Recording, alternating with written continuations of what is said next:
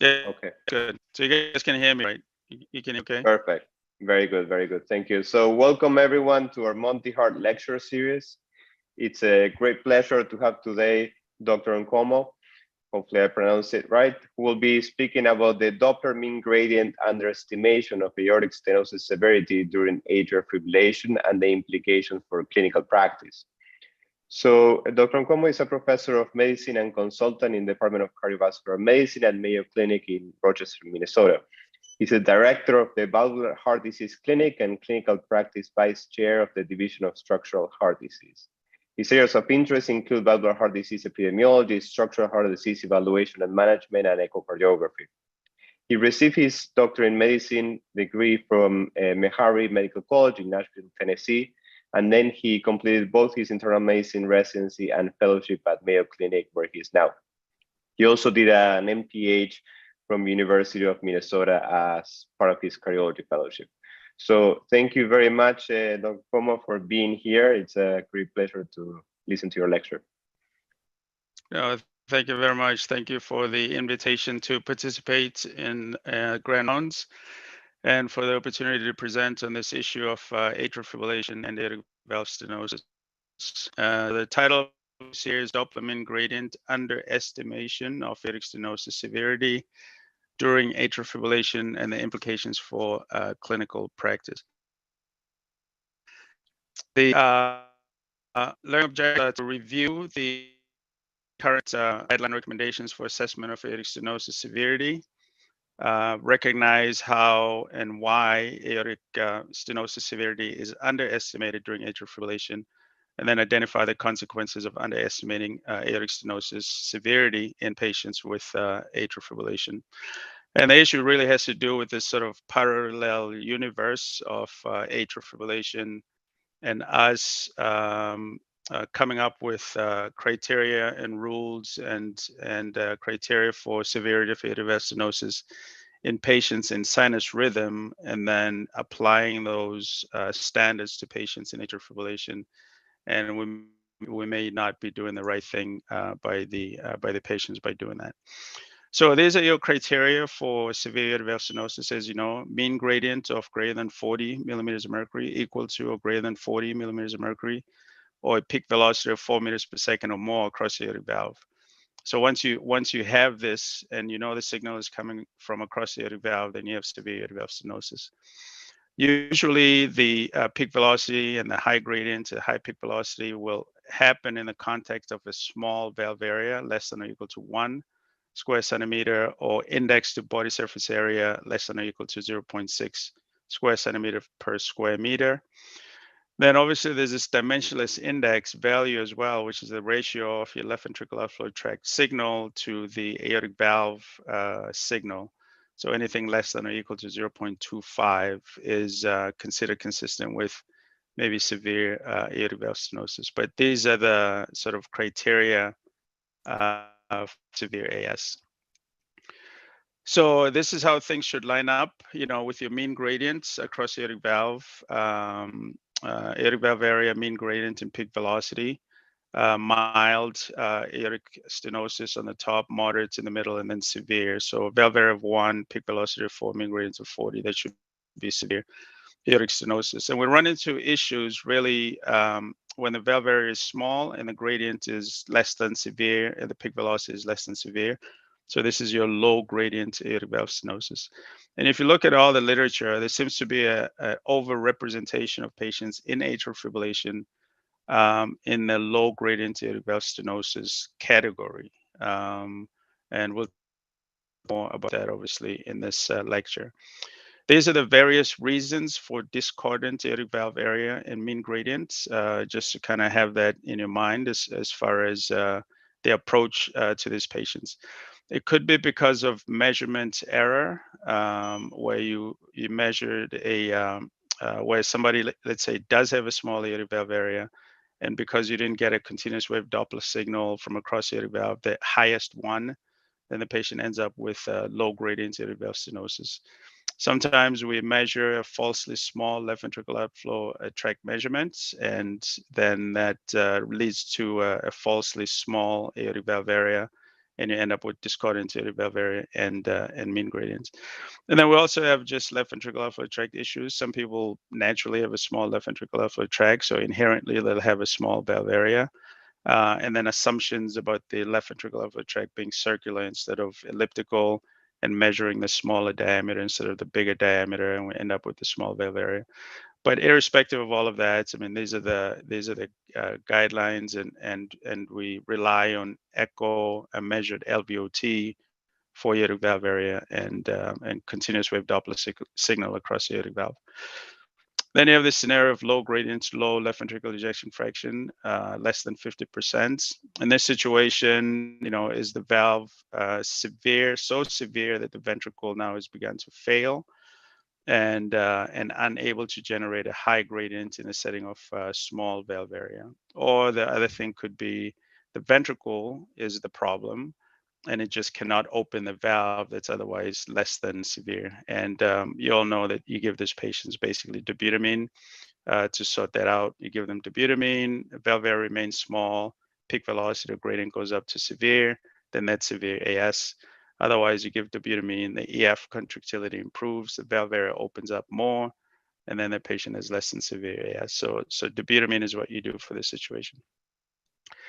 And then the situation of low gradient normal left ventricular ejection fraction, this sort of paradoxical low flow, low gradient aortic valve stenosis. This is where this issue of atrial fibrillation becomes pronounced. You can have discordant aortic valve area, mean gradient. So somebody has a severely narrowed valve, a small valve, but they have a low stroke volume, because flow across the valve is one of those things that influences your gradients. And so if your flow is low, your gradient is not going to be as high as it should be. So there's a low flow situations. And then sometimes it's because you have high afterload. And so yes, you have severe AS, and but then you have high pressure beyond the aortic valve, and the pressure gradient across the aortic valve is reduced. So this high afterload and systemic hypertension, which is why the guidelines want you to have the patient be no more tensive when you do the echocardiogram, and especially when you see discordant numbers, you have to try to see if that issue is not related to hypertension. Now, just from a frame standpoint of how you approach these patients, the guidelines want you to look at this aortic stenosis in terms of the flow gradient patterns. Anybody with a small aortic valve area, what's the flow? Low flow or normal flow. Low flow is less than 35 milliliters per square meter in terms of stroke volume index. What's your gradient and peak velocity? Is it less than 4, above 4? And then what's your left ventricular ejection fraction, less than or above 50%? So you can have varying patterns of this, like low flow, high gradients, low EF, or normal flow, low gradients, normal EF, just to kind of give you an idea of the flavor of how AS presents. Again, once you have 4 meters per second or 40 millimeters of mercury, that's severe aortic valve stenosis. But if you have a small grade or low gradient and lower peak velocity, then there's a little bit more work to do in terms of figuring out if the patient does have severe aortic valve stenosis or not. And this is sort of a nice frame work by Clavel et al. A few years ago, in terms of how you organize in your mind these patients with aortic valve stenosis. So we're going to focus here on these patients with sort of a normal left ventricular ejection fraction, maybe a normal flow or low flow, but they end up with a low gradient across the aortic valve. So these are the recommendations from a standpoint of how we evaluate aortic valve stenosis in patients by echocardiography. And I think this is where the problem is with the guidelines in terms of what they recommend we do for these patients.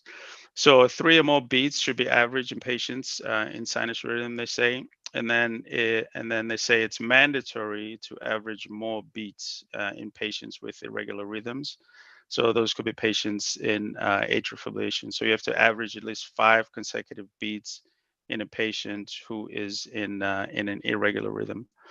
And then they say special care must be taken to select representative sequences of beats and to avoid extra systolic beats, right? So we have to average at least five, and it's mandatory to average five signals. But averaging three or four or five mean gradients is better than one. That's the assumption that we make, that averaging three or five mean gradients is better than one mean gradient. And of course, an assumption is a thing that is accepted as true without proof. There's proof that we need to average the left ventricular outflow tract signals to estimate the cardiac output, but there's no proof to say that taking 3 to 5 mean gradients across the aortic valve is better than taking the single highest, for instance, gradient across the aortic valve to estimate the hemodynamics across that valve. So the mean gradient across the aortic valve is determined by aortic valve area and flow across the aortic valve. So the smaller the aortic valve gets, the higher the gradient goes, but that depends on the flow across the aortic valve. So you need to have normal flow across the aortic valve to maintain that relationship of your valve area and mean gradients, so that when you get to one or less, you have 4 meters per second or 40 millimeters of mercury. So valve area and flow across the aortic valve determine the gradient of peak velocity across the valve. But atrial fibrillation is a lower flow state compared to sinus rhythm for a host of reasons. Some of them are listed here: loss of atrial contribution to left ventricular filling, irregular cycle lengths with variable Doppler velocities across the aortic valve. So some cycles are low flow, some cycles are normal flow, some cycles are intermediate, and so you get variable Doppler velocities and mean gradients across the aortic valve. And then this irregularity and loss of atrial contribution does reduce cardiac power despite a normal left ventricular ejection fraction. So you can have somebody in atrial fibrillation with a normal ejection fraction, but they have reduced cardiac power and they have reduced forward flow across the valve. So the mean gradient then may be underestimated. In fact, it's mostly underestimated compared to sinus rhythm in a patient with atrial fibrillation, despite them having a normal ejection fraction. So just by virtue of being in the rhythm of atrial fibrillation, your forward flow is impaired. So I'll show you a few case examples here. This is a 91-year-old female with chronic persistent atrial fibrillation. Murmurs identified on physical examination. There's no change in clinical status, but she's referred to for an echocardiogram by her primary physician to look into things a little bit further in terms of this murmur. And oops, just go back here. Just go back. And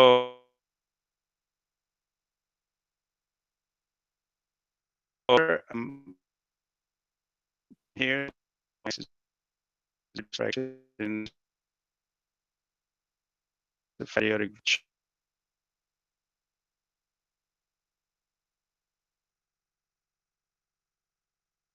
show this panel in her rhythm. Her valve area calculated 0.7 square centimeter. Stroke volume index was right at the border of normal versus abnormal, 35 milliliter. Then the final impression for her was that this was a moderate severe calcific aortic valve stenosis because the gradient didn't get up to 40 millimeters of mercury.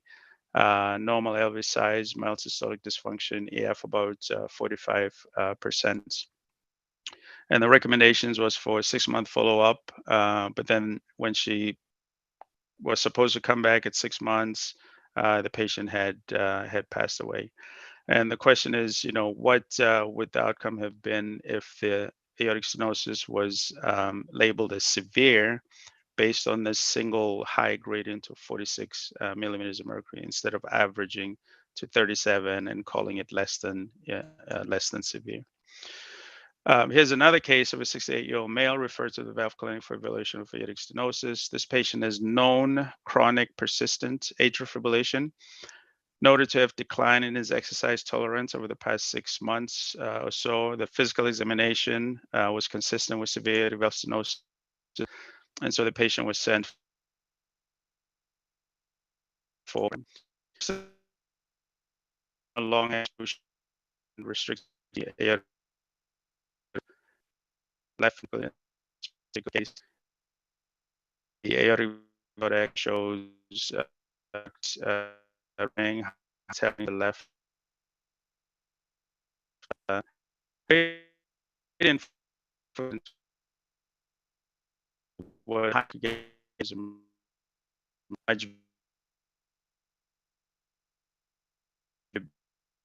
basic 1 milliliters per square meter. This one was diagnosed as moderate atrial stenosis because the mean gradient was 21. So far away from 40, which is what we want. The patient underwent CT calcium score because the clinician really suspected that the patient has severe atrial stenosis. Calcium score was high, 2,800. The threshold in men being 2,000. So a calcium score of 2,000, high positive predictive value for severe atrial stenosis. And the patient underwent aortic valve replacement. So this is a case where the clinical examination and the calcium score disagreed with the echocardiogram because we underestimated the severity of aortic valve stenosis. The valve error was small, but the gradient was so low that we thought the patient did not have severe aortic valve stenosis. Now, the other question is, how does the gradient in atrial fibrillation compare to that in sinus rhythm in the same patient? And we started looking into this because we started suspecting that, there's gross underestimation of severity of aortic stenosis when you do the echocardiogram when the patient is in atrial fibrillation. So we've collected a few of these cases and really sort of illuminating in a lot of ways in terms of the degree to which we underestimate severe AS during atrial fibrillation. So this is a 75-year-old female with hypertension, shortness of breath for 6 months, comes in with palpitations. She's found to have atrial fibrillation with low gradient aortic stenosis and the normal left ventricular ejection fraction, and she's referred then for a cardioversion. And before the cardioversion, when she's in atrial fibrillation, her mean gradient across the aortic valve is 25 millimeters of mercury. Stroke volume index is low. Aortic valve area is small. And then 5 days after the cardioversion, she has a repeat transthoracic echocardiogram, which now shows marked improvement in stroke volume index to normal limits. The valve area is still calculated small, and the mean gradient went from 25 when she was in atrial fibrillation to 41 millimeters of mercury. So the patients, when she presented with AFib, low gradient AS, had severe AS. We just couldn't show that, because she was in low flow, cardioverted her, and then the gradient went up to severe. So low gradient AS in AFib, and then high gradient AS in sinus rhythm. There's a different case, known aortic stenosis and atrial fibrillation. She undergoes cardioversion 3 months after the baseline transthoracic echocardiogram. So this particular case had a stroke volume index of 31 during atrial fibrillation. The averaged mean gradient was 37 millimeters of mercury because the guidelines, want you to average 5 of these. But in that average was a high mean gradient of 49 millimeters of mercury. So the highest mean gradient in that average was 49 millimeters of mercury. We cardioverted the patient and the stroke volume index went up and the gradient went up now that she's in sinus rhythm to 62 millimeters of mercury. So the guidelines want us to use the 37 millimeters of mercury. We're saying maybe we should use the 49 millimeters of mercury, recognizing that in some of these patients, even the 49 is less than what you would get when the patient is in sinus rhythm. And there's a huge difference sometimes in gradients in AFib versus when the patient is in sinus rhythm. So really, this is the main point as far as the association of low flow and underestimation of aortic valve stenosis and then atrial fibrillation. So if atrial fibrillation is associated with low flow and low flow underestimates severity of aortic valve stenosis, then atrial fibrillation surely has to underestimate severity of aortic valve stenosis. So anytime you're doing an echocardiogram in somebody in atrial fibrillation, just be mindful whether the stroke volume is sort of above or below 35 stroke volume index. just be mindful that you're probably underestimating severity of AS in that patient. So we decided to look at our data, and this was spurred on by the TAVR experience. So back in the day for the TAVR trial, they wanted you to have both a small valve area and a high gradient across the valve to qualify for entry into the trial. And we were missing some of these patients because they had small valve areas and then they had low mean gradients. So the low gradient aortic stenosis patients, and most of them were in atrial fibrillation, and we could tell that they had severe AS because their custom scores were really high, and they had these high signals in there. But the lab, we went and talked to the lab to try to change the rules and have them allow us to use the highest gradient. And they said, no, we can't do that, just because you want to do more TAVRs. The guidelines say that we should average the signals. So we went back and looked at our experience because we were very suspicious that we're grossly underestimating AS severity and atrial fibrillation. So about 1,500 patients over a 5-year period, all the patients at a small valve area, less than or equal to 1, and the normal left ventricular ejection fraction. So less than 1, normally EF. So these are your, this was the group that we looked at, and not people with an EF below 50%. The question was, what is the significance of the high Doppler signal meeting criteria for severe aortic stenosis in patients that had low-grade aortic stenosis because of atrial fibrillation?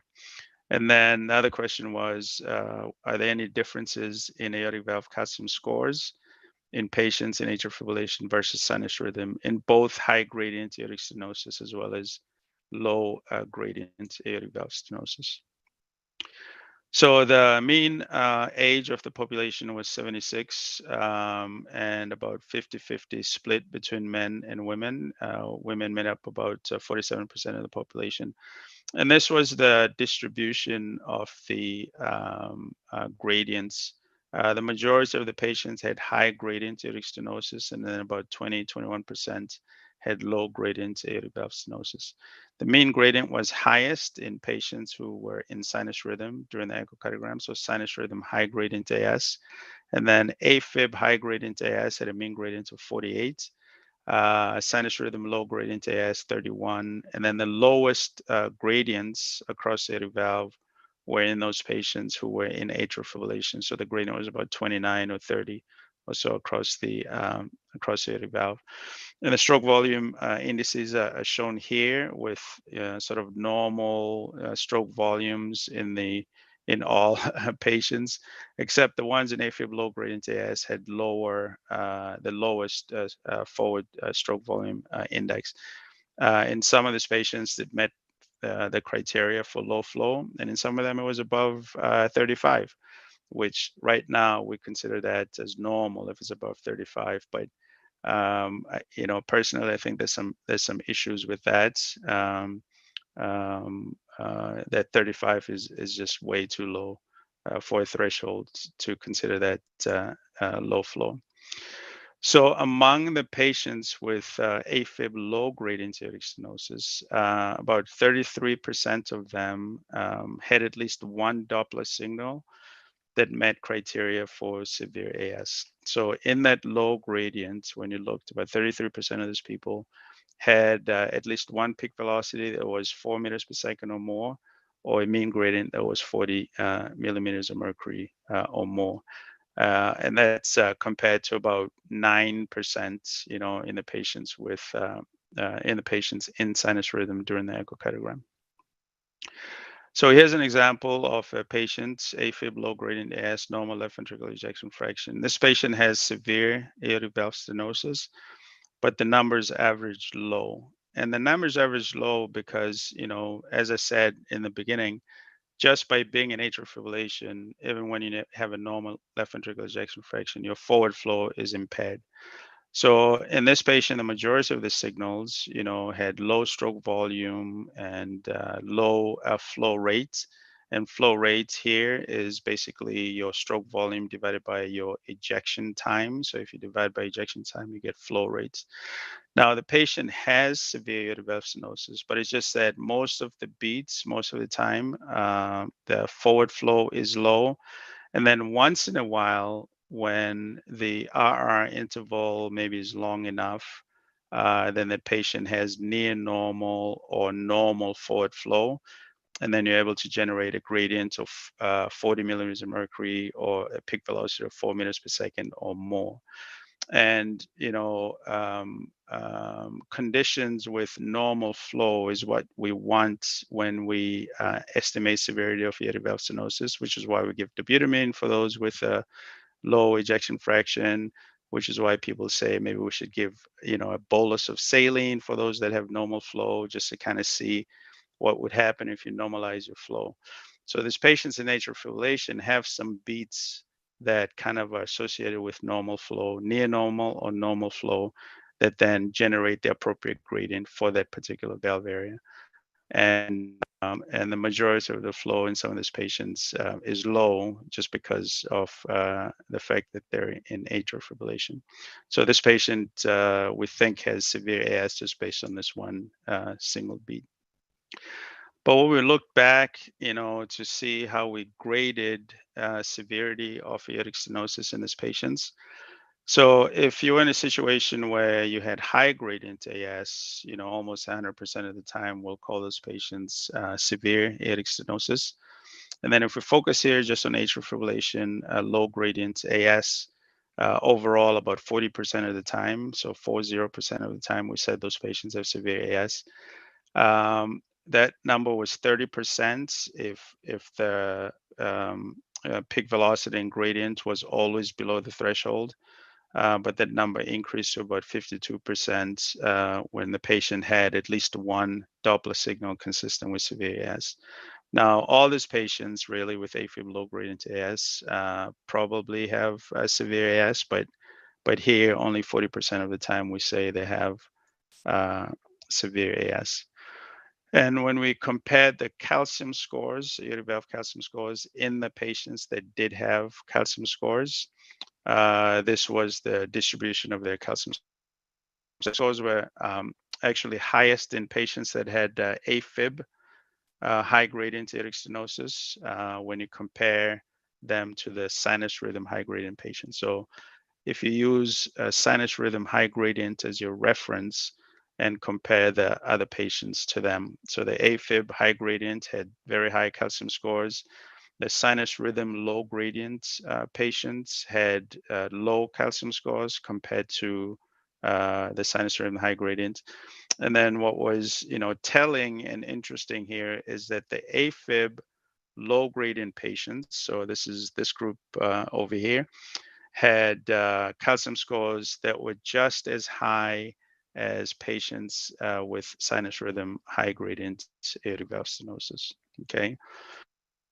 So then if you question, well, how often do these calcium scores meet criteria for severe aortic valve stenosis?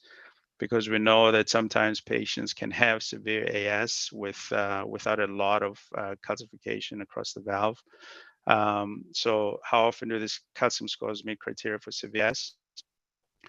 In sinus rhythm high gradients, that number was 79%. In AFib high gradient aortic stenosis, that number was 87%. In sinus rhythm low gradient aortic stenosis, that number was 48%, much lower than sinus rhythm high gradient AS. And then in AFib low gradient aortic stenosis, 83% of the people met criteria for severe aortic valve stenosis, just as high as sinus rhythm high gradient AS. So there's a sort of a huge difference in sinus rhythm versus atrial fibrillation when we talk about this low gradient aortic valve stenosis, and really high prevalence of severe AS in patients in atrial fibrillation that have low gradient aortic valve stenosis when you're doing your echocardiogram. So the consequences, obviously, of underestimated aortic stenosis is the higher morbidity and mortality associated with underdiagnosed severe AS or misdiagnosed severe AS. There's misdiagnosis, delayed diagnosis, delayed referral for intervention, and then delayed intervention. Because even when you send these patients to your TEVA team or the surgeon, and the team that's supposed to intervene on the valve looks at the echocardiogram, they say, oh, but the echo said this was moderate, or the echo said this was moderate severe, so this cannot be severe aortic valve stenosis. Bring the patient back in 6 months or something like this. And this is from this cohort, the incidence of aortic valve replacement over time after the echocardiogram. And the surgery obviously is more often in patients with high gradient aortic stenosis than in patients with low gradient aortic valve stenosis. So if you have high gradient AS, you're more likely to get AVR than if you have low gradient aortic valve stenosis. And the more recent papers on this topic of under treatment of AS and under referral to aortic valve replacement, especially in patients that have low gradient aortic valve stenosis. But really, the people that pay the price for less surgery in low gradient aortic valve stenosis are those patients in atrial fibrillation. So when you look at overall mortality adjusted for everything, including time-dependent aortic valve replacement, these are the outcomes. The worst outcomes in those patients in atrial fibrillation, whether they have high gradient AS or low gradient AS, and the best outcomes in those patients in sinus rhythm. And you notice here that the overall survival in sinus rhythm low gradient AS kind of mirrors that of patients with sinus rhythm high gradient aortic valve stenosis. And really, the brunt of this whole thing is borne by patients in atrial fibrillation. Now, these are the predictors of overall mortality when we kind of try to look at and adjust for everything. Older age and male sex adjusted for age and sex. So older age was a predictor of increased risk of mortality. Comorbidities, obviously, time-dependent AVR was protective from mortality. And then transaortic flow rates. So the higher your flow rates across the aortic valve, the better your survival.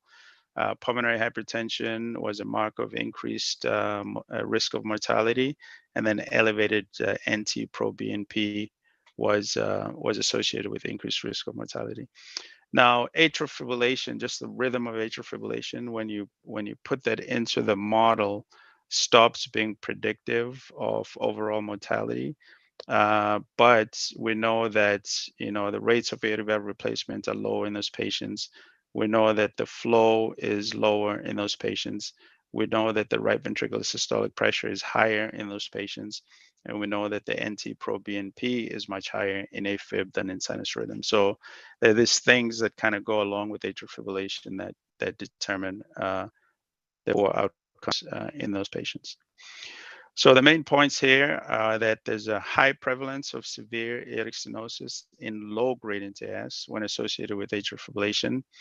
That severe AS in low gradient AS when associated with atrial fibrillation frequently diagnosed as less than severe, and this has deleterious consequences. And that probably a single high Doppler signal that meets criteria for severe AS basically justifies you diagnosing that patient as having severe aortic valve stenosis instead of taking the average of those mean gradients or peak velocities. So an extension of this too was to kind of look at this aortic valve calcium score mean gradient ratio. I like to call this the Thaden index because Jeremy Thaden was the one that said, well, let's look at the ratio, of the aortic valve calcium score to mean gradient and see if there are differences between atrial fibrillation patients or patients in AFib and then patients in sinus rhythm. Because if your mean gradient is telling you how severe your AS is and the aortic valve calcium score also tells you how severe the AS is, then the ratio of those shouldn't really be different between sinus rhythm patients or atrial fibrillation patients. And what we found, and these are patients undergoing TAVR, because all of them get a calcium score. What we found was that this aortic valve calcium score to mean gradient ratio was compared to patients in sinus rhythm, meaning same gradient, the aortic valve calcium score in a patient in atrial fibrillation is much higher, or for the same calcium score, the mean gradient in a patient in atrial fibrillation is much lower compared to a patient in sinus rhythm. And so just sort of another thing to prove or show the underestimation of severe aortic valve stenosis by mean gradient or peak velocity during the echocardiogram. And what was interesting about these patients too, again, when you look at the differences between sinus rhythm and AFib, because most of the time we'll say, well, the AFib patients are older than the sinus rhythm patients and they have more comorbidities, which is why they do worse. And that may be true. But even when you propensity match these patients by age and clinical comorbidities, the patients in atrial fibrillation still do worse. So just looking globally at the patients undergoing TAVR, those in sinus rhythm are typically younger than the patients in AFib.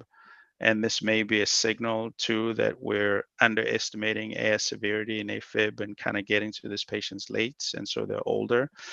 And the left ventricular ejection fraction here, 58% in sinus rhythm, 61% in AFib. But when you look at the echocardiograms, there is gross sort of differences between sinus rhythm and AFib patients. So the stroke volume index is much lower in AFibers. There's usually higher prevalence of mitral regurgitation and tricuspid valve regurgitation, and this is because of that AFib related, functional atrioventricular valvular regurgitation. The atria are much bigger in patients in atrial fibrillation.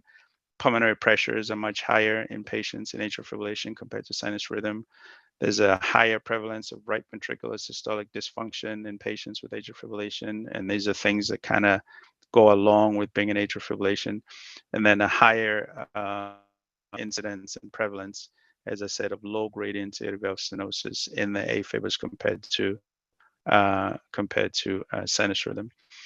So these could be, sequelae of aortic stenosis, but we know that AFib can make your valves leak more, your atria usually bigger, your pressures in your lungs goes up higher, and there's right ventricular systolic dysfunction because of being in atrial fibrillation. So this is a gross example of why we shouldn't really average Doppler signals in patients with atrial fibrillation. So here's a patient with Doppler signals across the aortic valve, 5 of them, and it would do things according to the guideline. I mean, if this is all you have, this much variability, and you average, you'll end up with less than severe aortic valve stenosis. And question is evidence of severe stenosis? Is there a signal for aortic valve stenosis? Is there in this patient has severe aortic valve stenosis? And I think a single high Doppler signal, consistent with severe AS, that present answer would be yes. That the patient has evidence of severe aortic valve stenosis. Because really, you can have severe AS, mild AS and no AS. You can decide whether this patient has severe aortic valve stenosis or not. This is a gross example of this phenomenon. So in conclusion, then the Doppler mean gradient underestimates aortic stenosis severity during atrial fibrillation. Underestimation of AS severity is associated with high morbidity and mortality. The single highest aortic valve Doppler signal and not the average best reflects hemodynamic severity of aortic stenosis. And then all this additional structural heart disease that seem to cluster in patients with atrial fibrillation and maybe the result of atrial fibrillation plus AS. But these are some of the things that sort of increase the morbidity and mortality in these patients. And then the question becomes, is the threshold of 40 millimeters of mercury really too high for patients in atrial fibrillation? Should the threshold gradient for severe AS be somewhere in the 30s, recognizing that that one patient I showed earlier was in the 20s, was 21 millimeters of mercury, but had super high calcium scores. So this threshold of 40 may be a little bit too high for patients who are in atrial fibrillation when you are doing the echocardiogram. So we made some recommendations, for clinical practice here based on this data. We said, okay, we can average the signals across the left ventricular outflow tract and across the aortic valve for calculation of aortic valve area. One of the issues is that you obtain those signals at different times, and so really in the calculation of your aortic valve area, because you need the LVOT signal, you need the continuous wave Doppler signal across the aortic valve. So then we said, okay, you can average all of that for now for calculation of aortic valve area, but really for estimation of hemodynamic severity of aortic stenosis, then take the highest gradient, right? So if the patient has 49 millimeters of mercury and the average is 37, we'll say aortic valve area is such and such, and the mean gradient is 49 millimeters of mercury when they're in atrial fibrillation. And then obviously we have to think that these patients, most likely have severe aortic valve stenosis when faced with low gradient AS, especially when the patient is in atrial fibrillation. And with that, I will stop and thank you, and then open it up to questions. We have about, I don't know, maybe 10 minutes or so. Thank you. Thank you very much, Roma. That was wonderful. Yeah. Please put your questions in the Q&A, and we'll go through them. I'll start with one question. We know that that atrial fibrillation has been part of the cardiac damage stage in a stage 2. Do you think, what's the role of atrial fibrillation in patients that have asymptomatic severe AS or in moderate AS? Yeah, no, that's a very good question.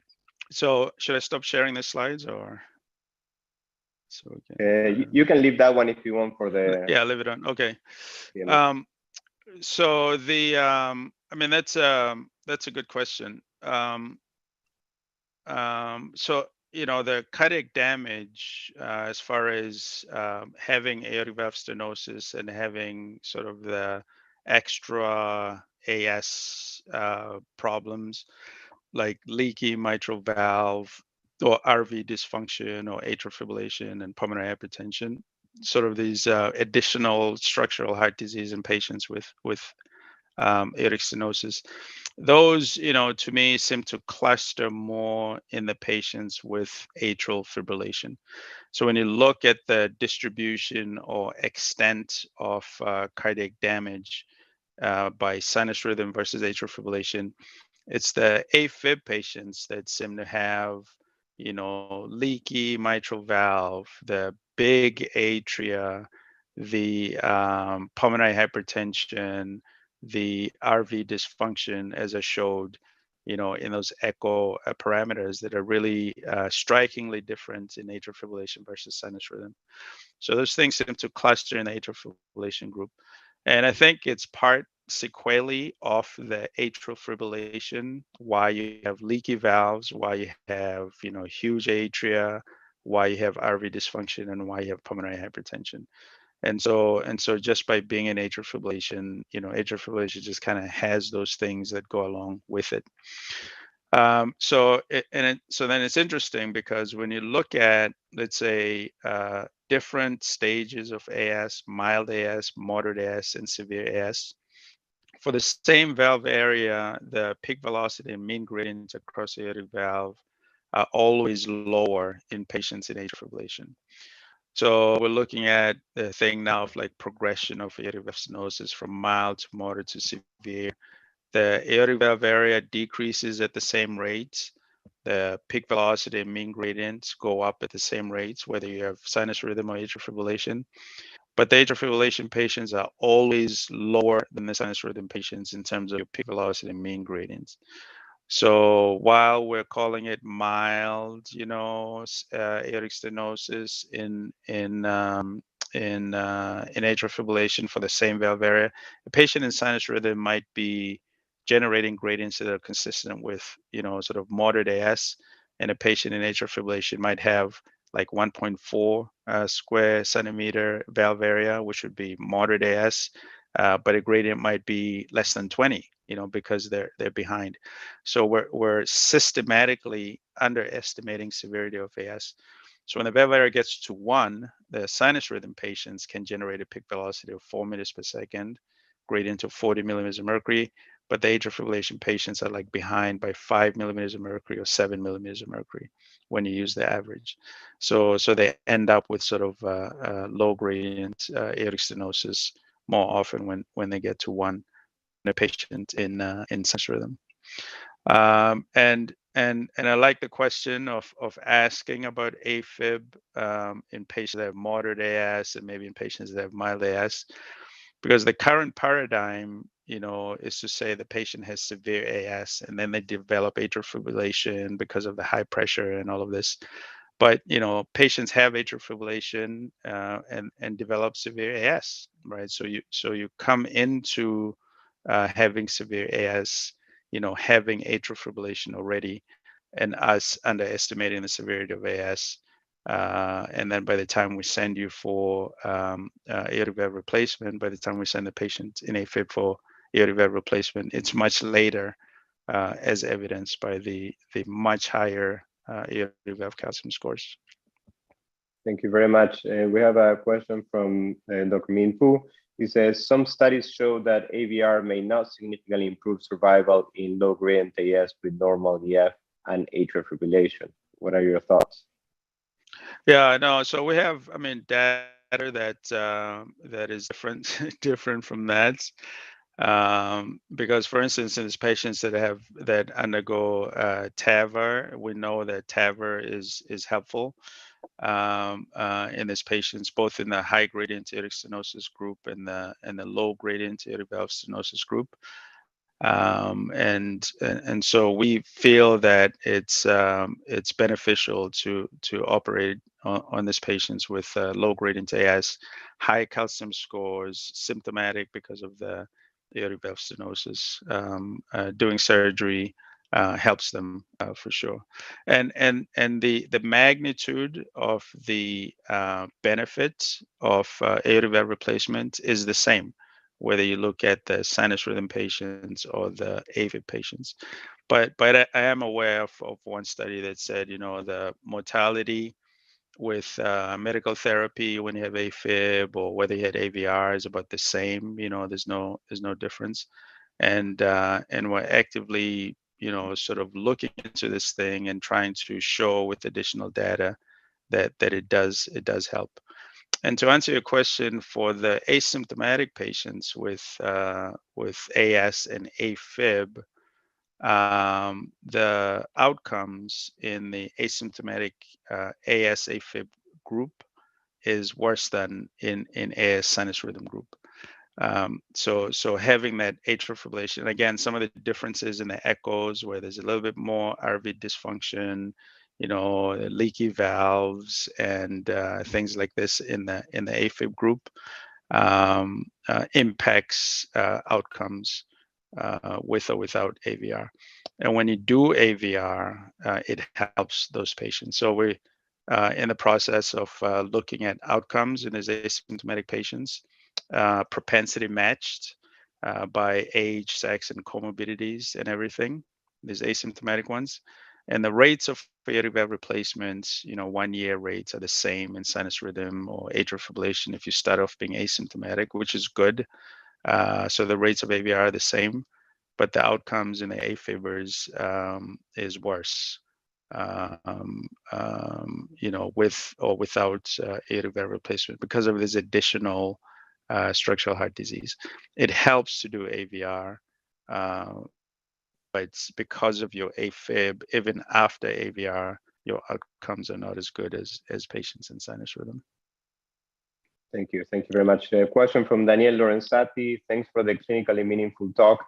Do you think that there's still a role for invasive hemodynamic assessment of AS, such as peak-to-peak, Gorlin, in the area of non-invasive imaging tools in discordant cases? Yeah, no, that's a great question. I think the role of invasive hemodynamics is probably lower now than it was in the past, especially now with us having the aortic valve calcium score by CT, computed tomography. So we use cardiac cath much less than we did before. And what's interesting about the cardiac cath, I think they run into the same issues with flow, right? So if someone is not really paying attention to the flow hemodynamics, and then they average just like we used to do for echo, or just like is recommended for echocardiogram, because in talking with them, they said, well, we do the same thing. We kind of average the gradients across the aortic valve. So they run into the same issues as far as forward flow and this variability of signals in patients with atrial fibrillation, and you might end up with back to square one, exactly what the echo said, low gradient aortic stenosis by doing the cath. There is a nipride thing that you can do during cath, which sort of boosts your forward flow and unmask, the true hemodynamics across the valve and calculate your valve area and stuff. But even, when I talk to my cath lab colleagues about sending a patient to them for a nipride study, they'll say, oh, why don't you get a calcium score first and go that route instead of the more invasive routes, which has some potential risks to it. I mean, there's a role for cardiac cath, but I think it's diminished further by us now having availability of aortic valve calcium scores. That's a good thing about it, right? That it's independent of the R2R, independent of the loading conditions, the calcium scores. Right, exactly. Yeah. We have a question from Dr. Sims that is related to that. You make a good argument. Says, thank you for the talk. You make a good argument for AF underestimation of the gradient. And you use the calcium score, right, to say which ones were severe or not. Is there correlated invasive data from cath in the literature that corroborates your data? Yeah, I mean, we wanted to actually, as part of this study, look into our invasive hemodynamic people as well, but we found sort of a paucity of cath and calcium score. And then maybe now with TAVR, because we do some hemodynamics, pre and post TAVR, we can maybe kind of look into that. But we wanted to do that same thing, and we just didn't have robust numbers to do that correlation. But that's a great question. Yeah. Okay, well, thank you very much for your time, and this was a wonderful lecture. And let us know if you're in New York so we can meet in person. All right. No, thank you very much.